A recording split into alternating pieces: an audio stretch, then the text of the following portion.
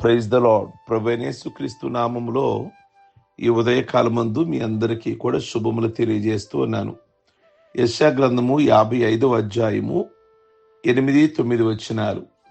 మీ తలంపులు వేరు, నా తలంపులు వేరు, మీ త్రోవలు వేరు, నా త్రోవలు వేరు, ఇదే యెహోవా వాక్కు.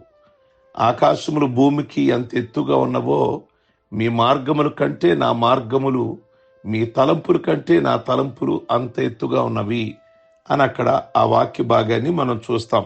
మనుషుల ఆలోచనలు భూ సంబంధమైనవి, దేవుని ఆలోచనలు పర సంబంధమైనవి. మనం ఒకలాగా తలుస్తాం, దేవుడు ఒకలాగా తలుస్తాడు. అబ్రహాము ఆలోచనల విషయానికి వస్తే, దేవుడు అబ్రహాముతో శారాను గూర్చి అంటే భార్యను గూర్చి, శారా కనబోయే ఇస్సాకును గూర్చి ప్రస్తావించినప్పుడు అబ్రహాము సాగిలపడి నవ్వి, 100 ఏండ్ల వానికి సంతానము కలుగునా, 90 ఏండ్ల శారా కనునా అని మనసులో అనుకొనెను. ఆ తరువాత దేవునితో అబ్రహాము, ఇష్మాయేలును నీ సన్నిధి బ్రతకనిమ్మని దేవునితో చెప్పగా, దేవుడు, నీ భార్య అయిన శారా నిశ్చయముగా నీ కుమారుని కనును, నీవు అతనికి ఇస్సాకు అని పేరు పెట్టుదువు. పై వాక్యాలను మనం గమనిస్తే అబ్రహాము ఆలోచన ఏమిటో గుర్తించగలము. దేవుని వాగ్దానమును విన్న అబ్రహాము ఎందుకు నవ్వాడు? అబ్రహాము వృద్ధాప్యంలో పిల్లలు పుట్టరనే ప్రకృతి ధర్మాన్ని నమ్మి అవిశ్వాసంతో నవ్వాడు. అంతటితో ఊరుకోక దేవునికే ఆలోచన చెప్తున్నాడు. ఏమని? ఉన్న ఇష్మాయేలును ఆశీర్వదించి, అంటే ఇష్మాయేలు ఎవరు?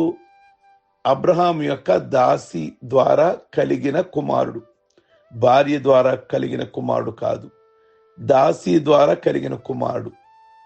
ఆ ఇష్మాయేలును ఆశీర్వదించి వర్ధిల్ల చేస్తే చాలు అంటాడు. ఇష్మాయేలు అక్రమముగా పుట్టిన సంగతి అబ్రహాము మర్చిపోయినట్లున్నాడు. అబ్రహాము ఇష్మాయేలును గురించి ప్రస్తావించగా దేవుడి విషయాన్ని విని విననట్లుగా త్రోసిపుచ్చాడు. నీ భార్య శారా నిశ్చయముగా నీకు కుమారుని కంటుంది, నీవు అతనికి ఇస్సాకు అని పేరు పెడతావు అని మరోసారి ప్రభు చెప్పారు. ఈసారి దేవుని మాటలలో ఉన్న ప్రత్యేకత ఏదనగా నిశ్చయముగా అనున్నది. ఇదియేగాక పుట్టబో కుమారుని పేరు కూడా ముందే ప్రభు చెప్పారు, ఇస్సాకు అని. అవిశ్వాసి అయిన అబ్రహాము ఈ 2 కారణాల వలన విశ్వాసములో బలపరచబడ్డాడు. ఇస్సాకు జన్మకు కారకుడయ్యాడు. అక్రమానిని, అపవిత్రతను అబ్రహాము తన గుడారము నుండి దూరం చేసుకున్నాడు. అదే తన దాసిని బయటికి పంపించేశాడు, తన కుమారుడును కూడా బయటికి పంపించేశాడు, ఇష్మాయేలుని. అబ్రహాము గుడారములో హాగరు, ఇష్మాయేలు ఉన్నంత కాలం అబ్రహాముకు నెమ్మది లేదు. గమనించాలి, శరీరేచ్ఛలలో పుట్టిన ఇష్మాయేలు భూ సంబంధమైన ఆశీర్వాదం మాత్రమే పొందాడు. దేవుని వాగ్దానుసారముగా పుట్టిన ఇస్సాకు భూ సంబంధమైన పర సంబంధమైన ఆశీర్వాదాలకు వారసుడయ్యాడు. దేవుని ఆలోచనలు మన ఆలోచన కంటే చాలా ఉన్నతమైనవి. సంతానము లేక తీరని దుఃఖంతో ఉన్న అబ్రహాము శారాలకు నవ్వు కలిగించాలనే దేవుని తలంపు. వృద్ధాప్యంలో పుట్టిన ఇస్సాకు తల్లిదండ్రుల దగ్గర ఉన్నప్పుడు కొడుక, మనవడా అంటూ చూచిన వాళ్ళంతా నవ్వారు. ఈయనకేమో 100 ఏళ్ళు, ఆవిడకేమో 90 ఏళ్ళు.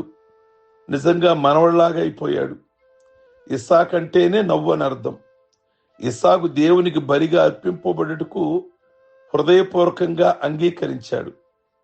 ఇస్సాకు బెయిల్ హరోయ్ లో బెర్షెబాలో చాలా కాలం నివసించాడు. ఇష్మాయేలు అరణ్యవాసి, వేటాడేవాడు. ఇస్సాకు దేవుళ్ళో దైవ ధ్యానం చేస్తూ ఉండేవాడు. ప్రియ దేవుని బిడ్డలారా, కనుక దేవుడి ఉద్దేశాలు ఏమిటంటే సొంత కుమారుడైనటువంటి ఇస్సాకునే వర్ధల చేసి దేవుడు విస్తరింప చేయాలని ఆలోచన.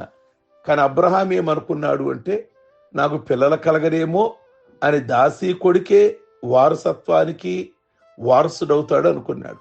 కాదు. దేవుడు ఆలోచనలు వేరుగా ఉంటాయి, మన ఆలోచనలు వేరుగా ఉంటాయి. కనుక దేవుని ఆలోచన పరంగానే మనం ఎప్పుడూ కూడా లోబడి ఉండాలి. వాటిలోనే శాశ్వత ఆశీర్వాదాలు ఉంటాయి. కనుక మన ఆలోచన వేరు, దేవుని ఆలోచన వేరు. మన తలంపులు వేరు, దేవుని తలంపులు వేరు. ఆయన ఆలోచనలు చాలా ఉన్నతంగా ఉంటాయి. కనుక దేవుణ్ణి అడిగి ఆ ఆలోచనలో లోబడి మనం ముందుకు వెళదాం. అది మనకు దీవెనకరంగా ఆశీర్వాదకరంగా ఉంటుంది. ప్రార్థించుకుందాం. సర్వశక్తి కలిగిన తండ్రి, అబ్రహాము తన ఆలోచన, తన దాసిని, ఆ బిడ్డను మీరు ఉన్నతంగా చేయాలి అనుకున్నాడు. కానీ మీ ఆలోచన తన సొంత భార్య ద్వారా కలిగిన కుమారుడినే మీరు దీవించాలి అని అనుకున్నారు. అందుకే 100 ఏళ్ల వయసులో, తన భార్యకేమో 90 ఏళ్ల వయసులో ఒక కుమారుడిని ఇచ్చారు. వాళ్ళ జీవితాలలో నవ్వు కలగజేశారు. కనుక మా జీవితాలలో కూడా మా ఆలోచనలు, మీ ఆలోచనలే స్థిరం. మా తలంపులు, మీ తలంపులే దీవెనకరంగా ఉంటాయి. కనుక మీ తలంపులు, మీ ఉద్దేశాలు మా కుటుంబాలలో నెరవేర్చమని ప్రార్థిస్తున్నాం. మీ చిత్తమును అర్థం చేసుకోగలిగిన జ్ఞానాన్ని ఇవ్వండి. మోషేకి మీ మార్గాన్ని తెలియజేసినట్లుగా మీ మార్గాలు, మీ ఆలోచన కూడా మీరు మాకు తెలియచేయండి. అనేకమైన కుటుంబాలలో వివాహాల విషయము కానీ, వారి గృహాల విషయంలో కానీ, వారి యొక్క ఉద్యోగాల విషయంలో కానీ చాలా చాలా ఆలోచిస్తున్నారు. కానీ మీ ఆలోచనలు ఏమై ఉన్నాయి, మీ ఉద్దేశాలు ఏమై ఉన్నాయి, వాటి కొరకు మీ బిడ్డలు కనిపెట్టుకొని ఉన్నారు. కనుక వారికి క్లియర్గా అబ్రహాముతో మాట్లాడిన విధంగా వారితో కూడా మాట్లాడి మీరు కార్యాన్ని జరిగించండి. అలాగే ఈరోజు పెళ్లి రోజులు కానీ, పుట్టినరోజులు కానీ, బాప్టిజం పొందిన రోజులు కానీ చేసుకుంటున్న బిడ్డలందరినీ దీర్ఘాయుష్వంతులుగా చేయండి. ప్రతి కుటుంబాన్ని ఆశీర్వదించి దీవించి మేలు చేయమని యేసు క్రీస్తు నామములో అడుగుచున్నాం తండ్రి. ఆమెన్. God bless you. మీ అందరికీ ఉదయకాలమందు